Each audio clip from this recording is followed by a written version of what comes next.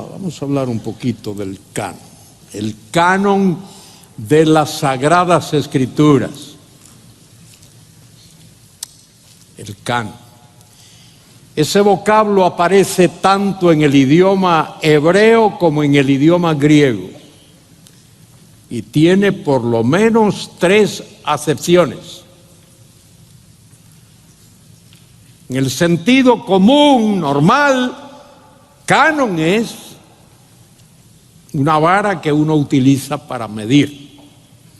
Hoy en castellano le llamamos un metro. Uno va a una tienda, deme un metro de esa tela.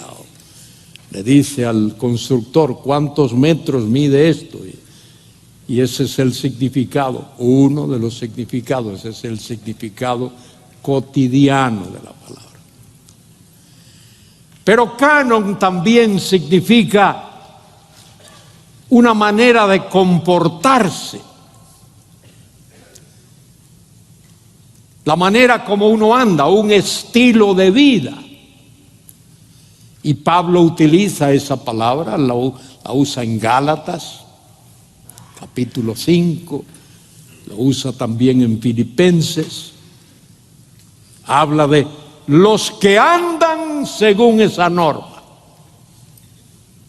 Los que andan según esa regla, ese estilo de vida. Son 2 usos. Pero los teólogos de la Iglesia del siglo IV de la era cristiana lo utilizan esa palabra para hablar de los libros de la Biblia, que como nos decía nuestro querido hermano Josías esta mañana, de una manera tan clara, terminante, la autoridad que tiene este libro. Por eso es la palabra de Dios que vive y permanece para siempre. La flor se marchita, la hierba se seca, pero la palabra de Dios vive y permanece para siempre. Y dice Pedro, primera de Pedro 1, 23, 25, y esta es la palabra que por el Evangelio os ha sido predicado. En este libro, la Biblia, hay 66 libros, tal como lo tenemos en nuestra Biblia en castellano. En el hebreo son 24 libros, en el Antiguo Testamento. Y en el Nuevo Testamento son 27 libros. Los 24 libros que hay en el Antiguo Testamento, en el canon, la totalidad de los libros del Antiguo Testamento, hay 24 en el hebreo, esos equivalen a los 39 que tenemos en nuestra Biblia. Son los mismos, solo que ellos no separaban, por ejemplo, Esdras y Nehemías, primero de Reyes, segundo de Reyes, etc. Por eso en nuestra Biblia en castellano, en el Antiguo Testamento, en apariencia aparecen más libros que en el canon hebreo. En el canon hebreo son 24. En el canon que tenemos en castellano son 39. Y en el canon hebreo, fíjese, el segundo libro de Crónicas aparece al final. En nuestra Biblia es Malaquías, el último libro. En el canon hebreo es segundo de Crónicas. Ese es el último. El penúltimo libro en el canon hebreo es Esdras, Nehemías. Y el antepenúltimo es el libro de Daniel. el libro del profeta Daniel. De paso, ¿cómo sabes tú y cómo sé yo que Daniel fue profeta? Tú lees en el Antiguo Testamento, no hay ningún sitio del Antiguo Testamento que te diga, se menciona a Daniel, pero no se dice que fue profeta. ¿Cómo sé yo que Daniel fue profeta? Cuando leo Mateo 24:15, y Jesucristo dijo, cuando veáis en el lugar santo la abominación desoladora de la que habló, ¿quién? El profeta Daniel. Cristo dice que Daniel era profeta. Bueno, ¿y por qué la Biblia en el Antiguo Testamento está dividido en esas tres secciones, en esas tres partes? El Pentateuco, los libros proféticos y los libros de sabiduría, por lo menos tal como lo tenemos en la Biblia, como la Biblia en castellano. Si uno le pregunta o si uno lee la alta crítica es un estamento, un conjunto de individuos que se dedica a estudiar la parte histórica, la parte del autor y todo ese tipo de cosas, pero que niega la inspiración de las Escrituras. Y la alta crítica dice, la Biblia está dividida en esas tres partes porque hubo tres cánones. Hubo un canon del Pentateuco, hubo un canon de los profetas y hubo un canon de los libros de sabiduría. Tres cánones. Otros dicen, hay esa triple división porque eso es grados de inspiración. Y tenemos que contender con todo eso. No hay grados de inspiración en la Biblia. En el Antiguo Testamento no hay partes más inspiradas que otras. Recordaos, tengo que regresar a lo básico, a los fundamentos. Cuando hablo de inspiración, anótalo. Cuando creas que algo se te va a olvidar, anótalo. Y si es algo muy importante, y crees que se te va a olvidar, hazte un cuadrito, lo escribes ahí, lo pones en la cabecera de tu cama para verlo cuando te vas a acostar y cuando te levantas. No hay grados de inspiración en la Biblia porque Dios es el autor de toda la Biblia. Inspiración significa Dios es su autor. Inspiración significa la Biblia tiene su origen en Dios. El lugar de procedencia de la Biblia es Dios. Y toda la Escritura es de Dios. De manera que no hay grados de inspiración. Ni hay tres cánones, hay un solo canon. Entonces lo que la crítica dice es algo así: que un libro no entraba porque había tres cánones y el canon se abrió, ¡pum!, se cerró. Y luego se abrió y se cerró. Y luego se abrió y se cerró. Se abrió 3 veces, se cerró 3 veces. Por eso hay 3 divisiones. Por eso los libros proféticos están donde están. Porque cuando se termina el Pentateuco, ahí se cierra. Y luego posteriormente se abre y los libros que estén escritos ahí se incluyen. Y así. No tiene nada que ver con eso. En el Antiguo Testamento, el Pentateuco se reconoce que es producto de la pluma de Moisés, por así decir. Moisés es el instrumento humano. En la alta crítica no cree eso. La alta crítica no cree que Moisés escribió el Pentateuco.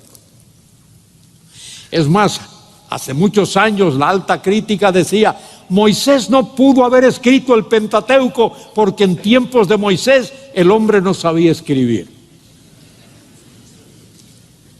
Iba a decir que imbéciles, pero no lo voy a decir para no ofender.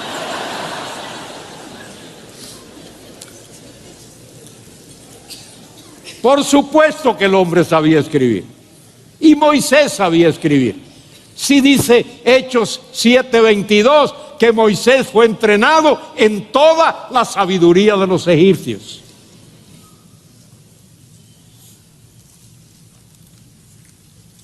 Hay una unidad en el Pentateuco.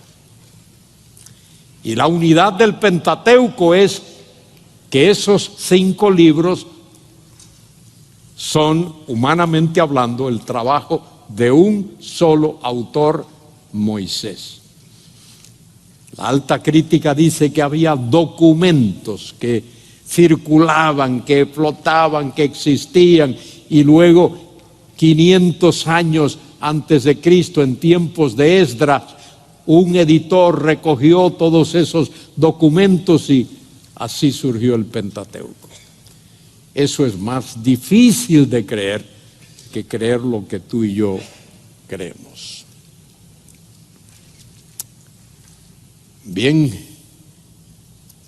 hay nombres que se le dan a estos libros.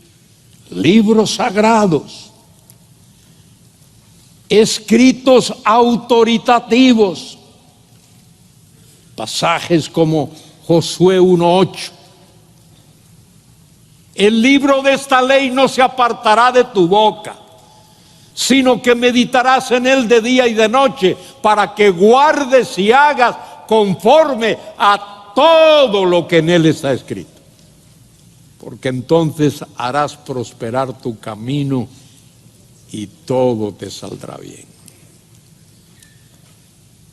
Refiriéndose precisamente al Pentateuco. Otro nombre que se le da a esos libros, fíjese qué interesante: libros que contaminan las manos. Esos libros son considerados tan sagrados, que solo manejarlos, tocarlos con tus dedos, con tus manos, su poder, su luz, manifiesta la suciedad de nuestras manos. Como un rayo de sol que penetra a través de un cristal o de una rendija y uno puede ver el polvo que flota. Y son libros del período profético. Los hombres que escribieron el Antiguo Testamento eran considerados profetas. Un profeta es un hombre que representa a Dios delante de los hombres. ¿Quién es un profeta? Un hombre que representa a Dios delante de los hombres. Escogido por Dios, santificado por Dios, apartado por Dios. En el Nuevo Testamento Dios escogió a apóstoles para escribir el Nuevo Testamento, y los libros del Nuevo Testamento fueron escritos o por apóstoles o por alguien avalado, respaldado por un apóstol. Marcos no fue un apóstol, pero Pedro avala, respalda a Marcos. Lucas no fue un apóstol, pero Pablo avala, respalda a Lucas. Y esos hombres escribieron movidos, cargados, transportados, la palabra que allí se usa en segunda de Pedro 1:21, que se traduce en la Reina Valera, inspirados, ferúmenoi, es un participio, dice allí inspirados, pero ferúmenoi significa llevados, transportados, quizá henchidos por el Espíritu Santo. Así como el viento hinche las velas de un barco para que ese barco pueda ser impulsado y pueda navegar, pueda moverse. Así los hombres que Dios escogió fueron henchidos por el Espíritu Santo. Tremenda verdad, la palabra de Dios. Hay algunos conceptos erróneos, no quiero invertir tiempo en esto, pero solo para que tengáis la idea. Algunos dicen, ¿cómo se determina el canon? El idioma en el cual está escrito. Si el libro fue escrito en hebreo, eso determina. Hablo del Antiguo Testamento. Pero eso no es correcto. Porque Daniel, por ejemplo, Daniel 2:4 al 7:28, fue escrito en el idioma arameo. El arameo era el idioma de los gentiles.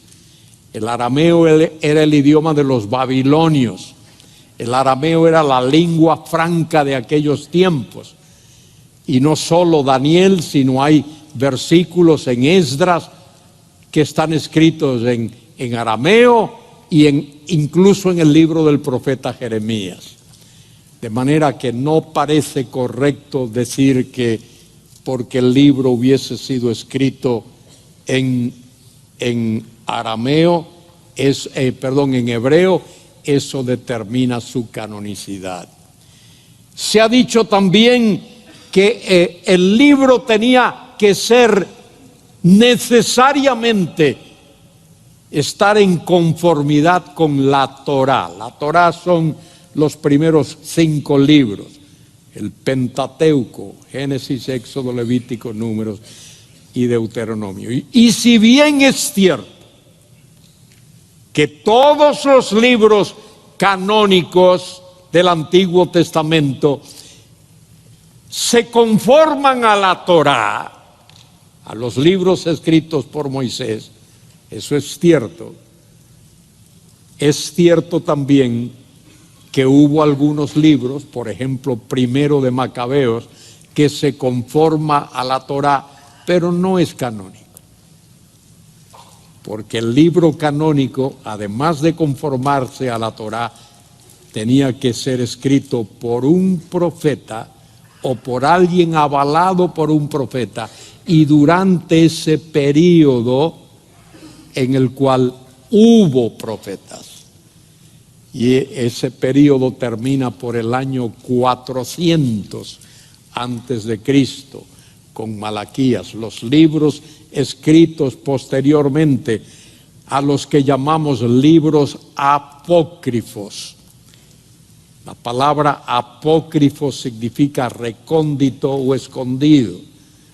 La palabra revelado, Apocalipsis, es una cosa, apócrifo, recóndito o escondido.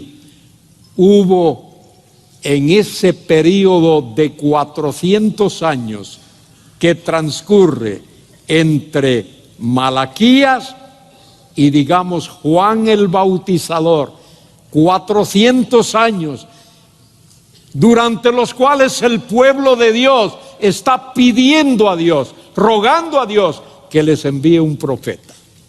El pueblo necesita un profeta porque un profeta representa a Dios delante de los hombres y les da la palabra de Dios. ¿Cuál es el concepto correcto de la canonicidad. ¿Qué es lo que hace que un libro sea de verdad canónico? Que pertenezca al canon. Primero hay que entender que el libro canónico tiene una dualidad de autor. Tiene un autor humano, que es el que escribe,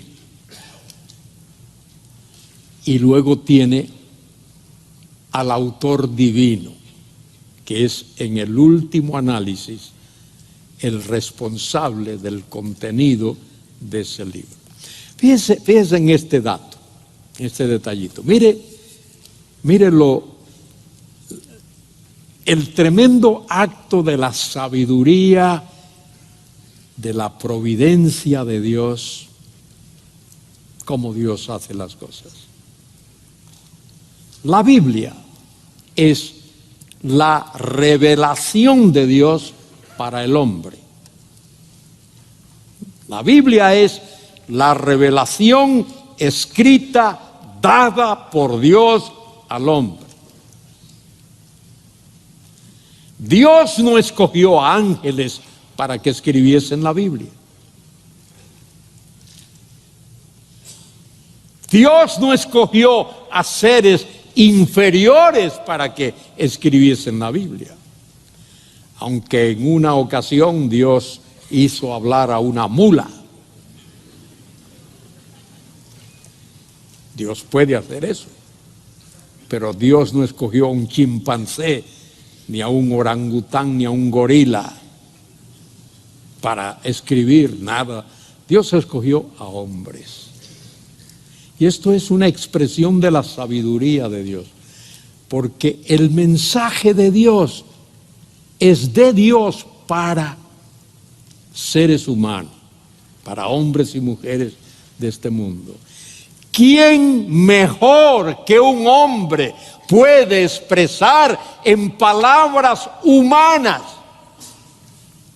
ese mensaje? Nadie. De manera que Dios escogió a hombres para escribir su mensaje a hombres. Gracias a Dios por esa infinita sabiduría y esa providencia de Dios. Un ángel no te puede decir me duele la cabeza. Nunca le ha dolido la cabeza. No puede decir me duele el estómago. Nunca ha tenido un dolor de estómago. Un ángel no te puede decir mi suegra me regañó. Los ángeles no tienen suegra.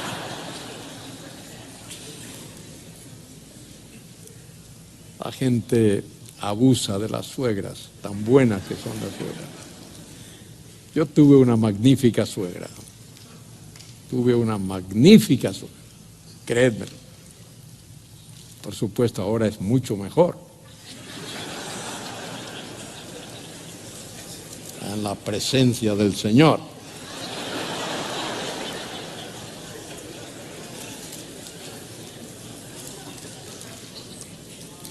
Bien, Dios es el autor y es el responsable, pero Dios usó al profeta o al apóstol como su instrumento para expresar con palabras humanas ese mensaje de Dios. Y recordemos un punto que no debemos de olvidar. La base fundamental de la canonicidad es la inspiración. Esa es la base fundamental. Un libro de la Biblia, sea Génesis o sea Apocalipsis, es canónico porque ha sido escrito bajo la dirección y bajo la supervisión del Espíritu Santo. Ese es el fundamento. ¿Por qué es necesario o ha sido necesario que haya un canon de las Escrituras? ¿Por qué fue necesario que Dios diese a su pueblo el canon de la Biblia? Otra vez tengo que repetirlo. El canon es la totalidad de los libros inspirados. Esos 66 libros. Ni uno más, ni uno menos. Bueno, hay varias razones. Primero, para que el pueblo de Dios tuviese la completa revelación de Dios. En los tiempos de Moisés y en los tiempos de Josué y en tiempos posteriores había libros no canónicos que circulaban. En algún sitio se habla del libro de las guerras de Jehová. En otro sitio se habla del libro de Jasher. Y en otro sitio se habla del libro de los reyes tales. Entonces era importante saber separar el trigo de la paja. Y Dios siempre ha querido que su pueblo tenga ese trigo, esa palabra. Segundo, para que el pueblo de Dios tuviese la palabra de Dios escrita. Es importante tener la palabra de Dios escrita. Y es por eso que Pablo dice allí en 2 Timoteo 3:16, pasagrafei, toda escritura, toda la escritura es theonustos, soplada por Dios. La escritura. La palabra esa grafei ahí es muy importante. Habla de algo escrito. No habla de palabra hablada, habla de la palabra escrita. Dios quiere que su pueblo tenga la palabra escrita. Palabra escrita. Dios quiere que su pueblo tenga la palabra escrita. En tercer lugar, para preservar los manuscritos sagrados. Están escritos, han sido copiados, y los escribas del pueblo de Israel, los seferim, y luego los masoretas. El texto del Antiguo Testamento que tenemos hoy se le llama texto masorético, y prácticamente todos los expertos, por lo menos los conservadores del Antiguo Testamento, teólogos conservadores, entienden que el texto masorético es reflejo preciso, exacto de la autógrafa. Autógrafa es los manuscritos. Autógrafa es los manuscritos originales, el manuscrito que Isaías escribió, o que Nehemías escribió, o que cualquier profeta escribió, o que cualquier apóstol escribió. Esa es la autógrafa, los originales. Y luego, en cuarto lugar, para que el pueblo supiese el límite de los escritos inspirados. Y fíjese cómo los teólogos, los hombres de Dios, que no determinan o no determinaron el canon lo determina Dios, nadie más.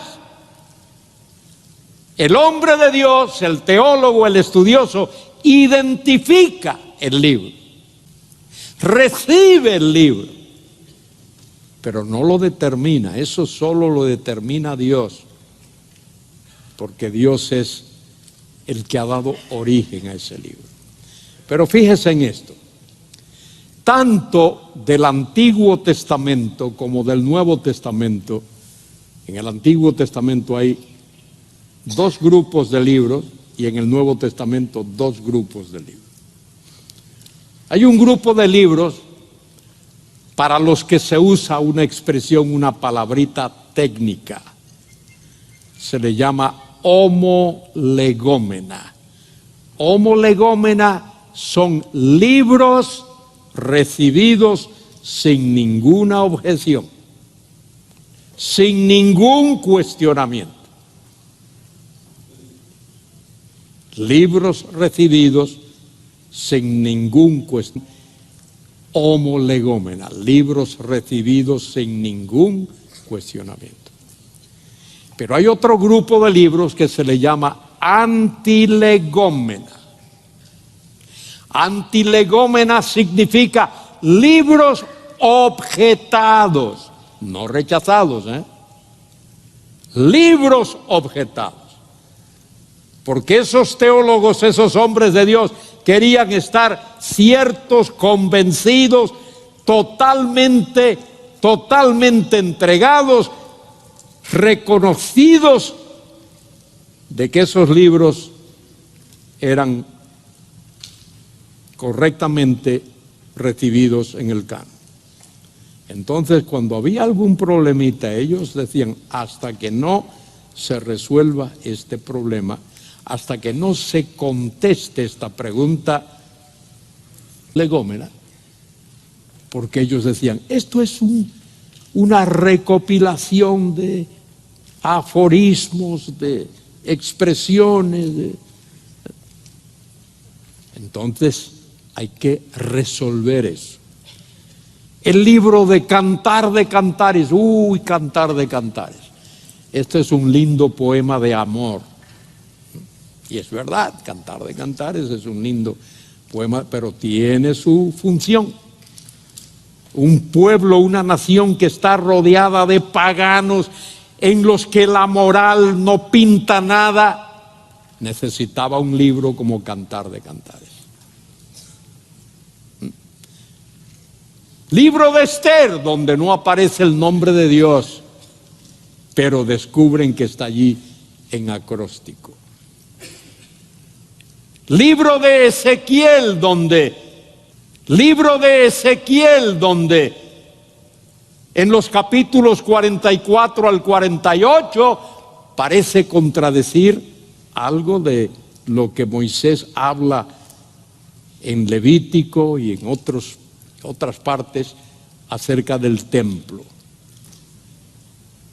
Y aquellos teólogos estudian y se dan cuenta que lo que Ezequiel está diciendo se refiere al reino futuro, cuando la tierra sea redistribuida y el templo sea reconstruido cuando el Mesías venga.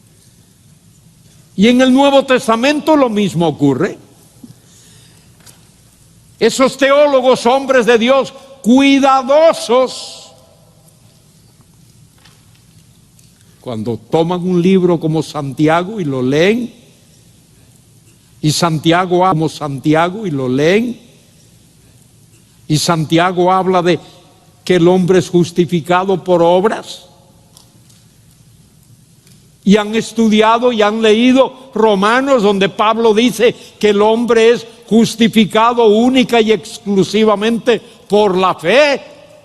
Dicen, tenemos que tener cuidado porque no podemos recibir un libro en el canon que contradiga a otro. De paso, esa es una demostración de que la Biblia es la palabra de Dios. No hay contradicción en la Biblia. Cuando uno estudia la Biblia, ve que no hay contradicción. Entonces, ¿cómo resuelven eso? Estudian y dicen, Pablo está hablando de la justificación en el sentido vertical. Dios declara que pone su fe en Cristo. Dios recibe en su presencia aquel que viene recubierto de la justicia de Cristo. Y Santiago está utilizando el otro aspecto de la justicia. La justicia en el sentido horizontal.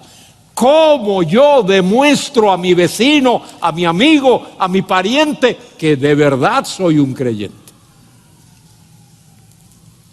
Y Santiago lo dice, porque la fe viva obra. Si hay una obra que agrada a Dios, tiene que proceder de una fe genuina. Toda fe genuina ha de producir obras que agradan a Dios. Y el problema queda resuelto. Y lo mismo ocurre con la epístola a los hebreos. La epístola a los hebreos tiene la incógnita de quién fue su autor, quién escribió ese libro, quién escribió esa epístola.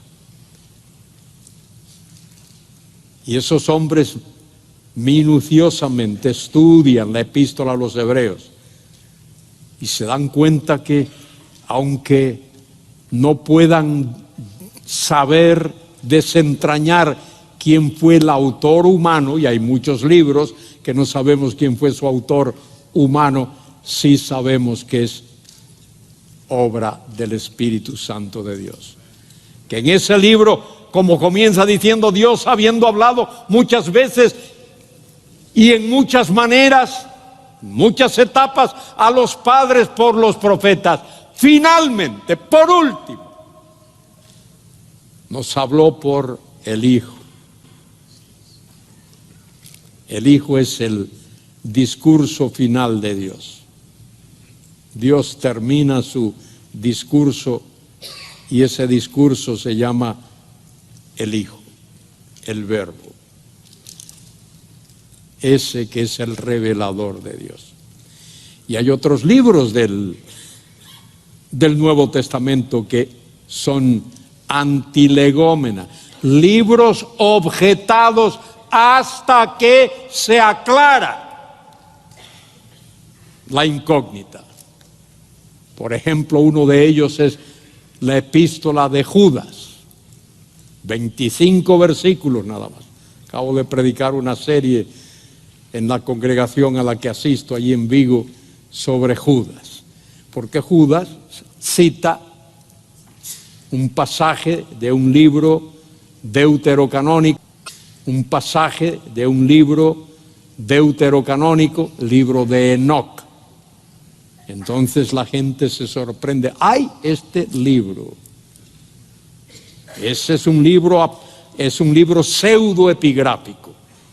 ¿Cómo se atreve Judas a citar un libro deuterocanónico, un libro no inspirado? Bueno, en la Biblia hay cosas que proceden de literatura no inspirada. Mire qué sencillo. Creo que es en el Evangelio según San Lucas, allí capítulo 2, dice: en los días del rey de Augusto César se promulgó un edicto, comillas, toda la tierra debe ser empadronada, cierra comillas. Ese era el edicto. Y Lucas incluye eso que era un edicto de Augusto César, y por el Espíritu Santo lo escribe allí, y eso es palabra de Dios una vez que Lucas lo escribe. Pablo habla en su discurso a los atenienses, Hechos 17, y cita un poeta griego de la antigüedad que dice que Dios nos ha hecho a todos de un mismo linaje y de una misma sangre. Y Pablo toma ese verso de ese poeta griego y Lucas lo copia allí en Hechos 17. Y peor todavía, cuando Pablo le escribe a Tito y le dice: por esta causa es lo que falta, y le dice de los cretenses, dice: los cretenses, como uno de sus poetas ha dicho, todos son mentirosos y malas bestias. Y cita un poema. Entonces, la inspiración de las Escrituras no niega que el autor humano cite. Acordaos que todo lo que la Biblia dice es verdad, aunque registra mentiras. La Biblia registra la mentira de Satanás.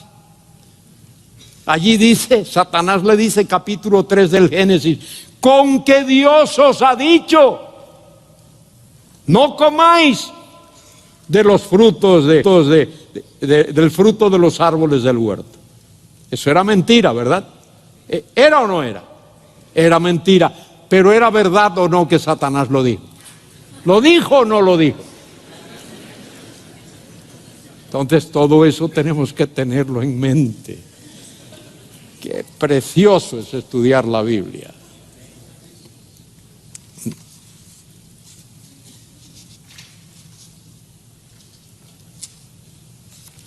Tengo que mirar para que no me anatematicen.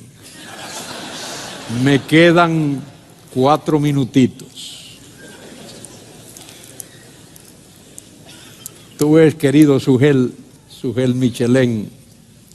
A Sugel lo conozco desde hace un montón de años también, cuando era un muchacho, viviendo en la dispensación de la inocencia. Él sabe lo que le quiero decir. Y él sabe cuánto lo amo. Porque esto es lo lindo de la vida cristiana. Uno tiene que aprender a amar y dejarse amar también. Bueno, solo voy a mencionar una cosita más. Mencionarlo nada más. La singularidad del Antiguo Testamento. De paso, mire, antes de mencionar esto, quiero deciros, estoy aquí en este sitio, pero estoy profundamente agradecido. De tal manera que no sé ni cómo expresar mi agradecimiento a los hombres que Dios ha usado a lo largo de los años para bendecirme. Todos los años para bendecirme. Y hombres que invirtieron tiempo y esfuerzo en mi vida. Y estoy seguro que no han obtenido todos los dividendos que hubiesen querido obtener. Cuando fui a la escuela bíblica tuve unos profesores tremendos. Recuerdo alguno de ellos, Dr. Shaw, David Allen, Lehman Strauss, Chester Woodring, Roy Aldrich, que me enseñaron la palabra de Dios y me enseñaron a amar la palabra. Y cuando fui al seminario, hombres como Mary Longer, John Walver, inolvidable es Louis Johnson, inolvidable Stanley Toussaint, hombres como esos, que invirtieron tiempo y esfuerzo y paciencia, y otros muchos, esos son unos poquitos, por quienes estoy tremendamente agradecido a Dios. Tremendamente agradecido a Dios. Bueno, el Antiguo Testamento es único en relación con la Biblia como un libro de libros. Y necesitamos estudiar más el Antiguo Testamento. Ese es el fundamento de la comprensión de la Biblia. El Antiguo Testamento es único en relación con el Nuevo Testamento. Las promesas que vemos en el Antiguo Testamento y luego se cumplen allí en el Nuevo Testamento. El Antiguo Testamento es único en su origen y preservación como escritura. El Antiguo Testamento es único en su posición y proposición en el canon sagrado, en el conjunto de libros. El Antiguo Testamento es único en su carácter como libro divino humano de valor permanente. La palabra de Dios de para siempre. La palabra de Dios vive y permanece para siempre. Y ahí están todos esos libros. 66. Ni más ni menos. Esos son los libros que Dios sopló. Y esos son los libros que los profetas de Dios escribieron.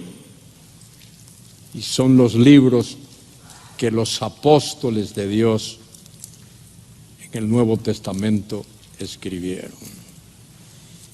Y Dios escogió a la nación de Israel, escogió a esa nación para dar a conocer a esa nación, para dar a conocer y para preservar la verdad de Dios.